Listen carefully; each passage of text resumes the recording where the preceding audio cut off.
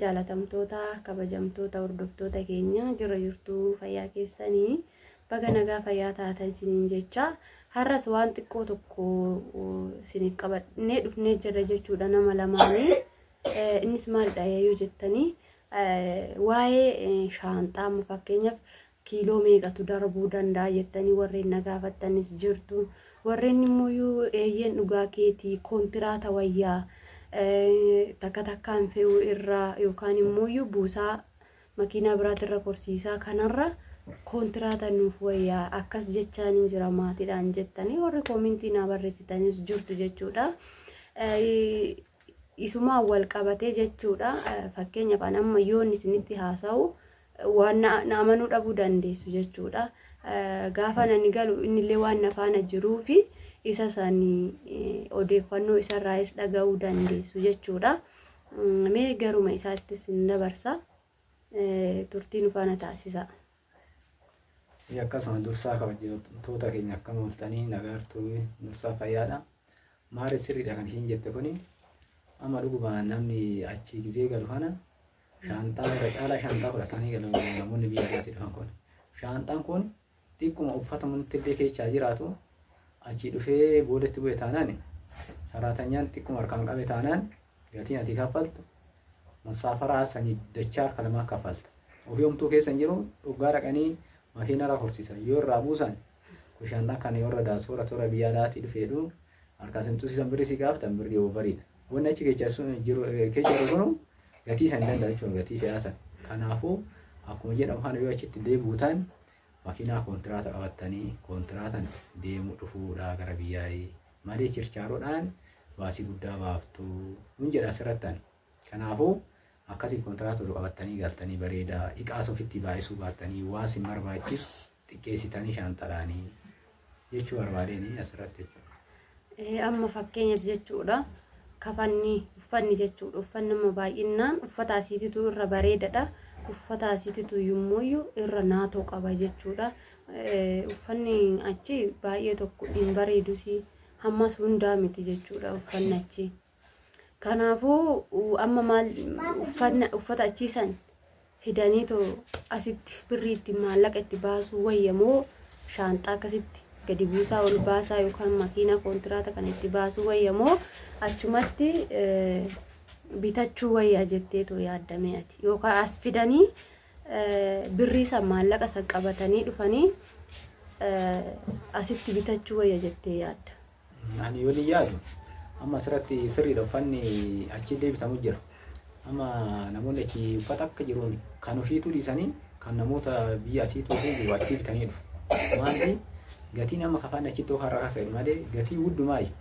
Amma gatiin achitti ittiin bitanii fi dhufee qarshii sun biyya keenya yoo deeme baay'ee guddaadha asittu.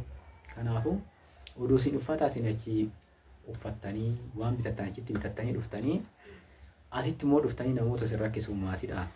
Birruma keessa qabattanii dhuftanii asitti qarshii ittiin bitatan asitti illee uffanni sun jira. Uffanni bitamu asitti illee jira. Oduu akkasiin asitti bittanii bareedaa anan jedhanii yaadni. Sirriidha.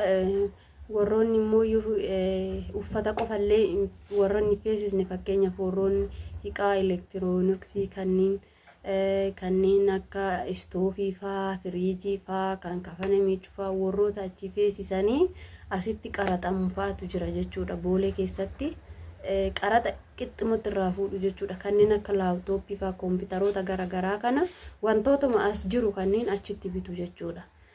Isaan kanneen hoomii maal jettaanati?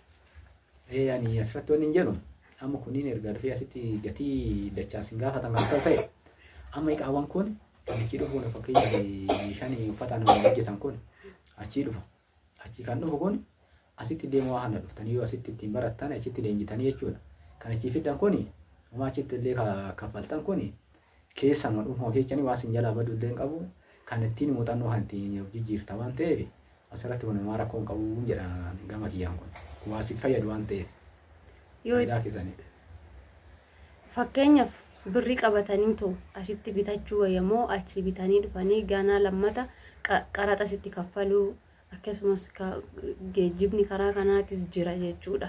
Isa kanneen isaa fi ani yoon jedhuufi Isa immoo asitti oduu bitattanii yoo qarshii keessan qabattanii dhuftanii maaliif lama kaffaluurra laala asitti qarshii keessan baasii kaashuma baaftanii bitattu. Achi immoo bittaadhaan dhufaa achitti immoo qaxaartu ganaa baasii guddaa ofitti dabaltu. Kanaafuu qarshii keessan qabattanii dhuftanii biyyumatti oduu bitattanii kun bareedaa jedhan. Egaa akkuma odeeffannoo dhageessan jechuudha. Guyyaan shaanxaa fe'u nafaana jiru waan ta'eef nama lama ta'anii nafaana jiru.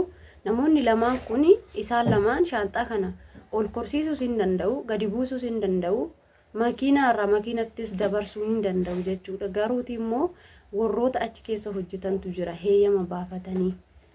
Nuyi maal hojjennee nyaanna kan jedhu isaanis akkasitti ol baasaa korsiisaa san jechuudha. Nu harkaan nu qabsiisan. Dhiirri abbaa barbaadee yoo nama bira jiraate nama hin qabsiisan jechuudha. Ofii isaaniitii baatu maallaqa ofii isaaniitii fudhatu jechuudha. Isaaniifis hojiidha waan ta'eef. Akkasumas immoo warroonni makiinaa gubbaarra fe'anis akkuma isin viidiyoo duraa keessatti isin dubbadde makiinaarra warri fe'an maallaqa nuti ittiin tiraanspoortii nu ittiin deemnu ol nu gaafatu jechuudha. Nama fakkeenyaaf nu lamaan 500 yoo taane shaanxaa kumaaf 500 nu gaafatu jechuudha. Shaanxuma humtu keessa hin jirre kana. Kanaafuu shaanxaa kana achitti osoo baay'isuu baattanii jechuudha. Warroonni immoo shaanxaan akkamitti kiiloo hagamiin darbaa warreen naan jettanii na gaafattan shaanxaan kiiloo 45 namaa darba jechuudha. 45 kana keessaa tikkeettiin gaafa qaxxitaa ta'e jechuudha. 45 kan namaa darbu yookaan 30 akkasitu namaa darba jechuudha. Kan kaawwanii jechuudha kutaa yoo ta'e kan immoo zalaaqii fakkeenyaaf Dubaayii ka'ee hanga Itoophiyaa ga'utti hanga Addis Ababaa ga'utti kiiloo 45 fi kan harkatti qabadhu kiiloo 10tu namaaf eeyyamamaa jechuudha. Kanaafuu ishii kan namaaf eeyyamamu sun achitti namaaf eeyyamama. Garuu asiin hanga mana geessutti hanga qe'ee geessutti fakkeenyaaf ati baadiyyaatti galuu dandeessaa. Magaalas ta'ee muka Finfinnee irraa fagoo ta'uu danda'a. Baay'ee karaa kanatti nama fixuu danda'a jechuudha. Kanaafuu haalli shaanxaa ittiin galchan kana fakkaata. Warroonni achitti meeshaa baay'ee fakkeenyaaf uffata aadaa guuta jechuudha. Samma ani yeroon gabaa deemu yeroo suuqii deemu yeroo hunda uffata aadaa uffata nu achitti hawwinu dirhama 300 400 itti baasnee binnee finnu san irra maallaqa keenya qabannee kanatti finnu bitanutu gaariidha. Warreen immoo achi teessanii hiqaa kaartoonidhaan roottoo minaaminaan ergitanis jirtu jechuudha. Wanti isin barbaadan meeshaaleen hundi isaa tokkoon jira jechuudha. Tokkoon jira jechuudha. Inda'u kan asitti achitti bitamu irra asitti irra rakasa jechuudha. Wanni bitannu maallaqa keenya qabannee dhufnaanii kana fakkaataa isin jedhan ergaa yoo qaban. Asirratti anillee wanni dabalu bakka shaanxaa kanatti dhuguma guyyaa sanii amma nullee waan kun namni jira. Amma shaanxaa kun dachaa lamaan kaffalaman durallee dubbadheen ture. Maali seetan amma shaanxaan kun kiiloo 40 illee haa ta'u 25 illee haa ta'u erga dhufee as ga'e sarratanyaan kophaatti shaanxaraa addatti hojjeta hojii isaaniis waan ta'eef achii fuudhaa shaanxaa kana tokkicha haa ta'u kiiloo 20 illee haa ta'u 30 illee haa ta'u fuudhee makiinarraan korsiisa. Gatii si gaafatu gatii 2 si gaafata shaanxaa tokko irratti jechuudha. Gubbaarra korsiisu. Saaniin booda immoo deebi'ee makiinichi immoo kophaa si gaafata reegasa akka shaanxaa. Harka lama kaffalama waan ta'e kanaafuu warroonni akkanaa kun lama kaffalama ofitti deem baay'isinaadha jechuun barbaade asirratti. Ofitti baay'isuunis gaarii miti. Yoo harka duwwaa hin gallu jettan kiiloon xiqqoo sunuyyuu gahaadha walumaa galatti maallaqa keessaniin galattanii mana keessan keessatti waan barbaadan guuttachuu ni danda'ama. Yoo meeshaas ta'e fakkeenyaaf warroota burcuqqoo fa'aa achi feesisu jira, shinii fa'aa warroota achi feesisu jira jechuudha. Ani kan arge jechuudha. Warroota saanii galii kana achi feesisu jira jechuudha. Saaniin kun caccabuu danda'a. Waa baay'ee jira jechuudha. Hanga as ga'u sanittu kaargoo sanillee bakka kaargoo sanittillee baay'ee daddarbu jechuudha. Hiqaa kan qaraxamu adda baasuuf hunda isaa gayyaasanii baay'ee tokko daddarbu as erga gaheen booda jechuudha Finfinnee.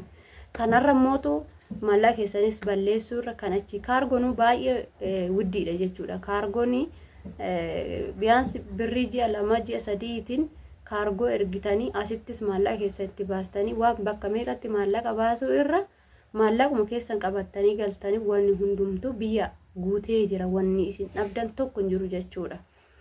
Wannumti dhabame tokko illee waan hin jirreef kanaafuu meeshaa ofittiin baay'isinaa waan meeshaa kana ammoo irra deebi'ee ammaaf shaanxaa ani fidee dhufe na bira waan hin jirreef fagoo waan jiru shaanxaa fidisanii isinitti argisiise. Haala saniin odeeffannoo shaanxaa kanaa irra deebiidhaan nuuf hojjedhu kan jettan ta'e koomintii jalatti nuuf barreessuu hin dagatinaa. Warri immoo mana kanaaf haaraa taatan akkuma beekamu sabiskiraayibii sheerii laayikii gochuudhaan nu jajjabeessuu hin dagatinaa isiniin jenna. Ergaa fixatte. Kanuma. Kanuma nagaan nu turaan gadi viidiyoo biraatii walitti deebinutti. Bye bye.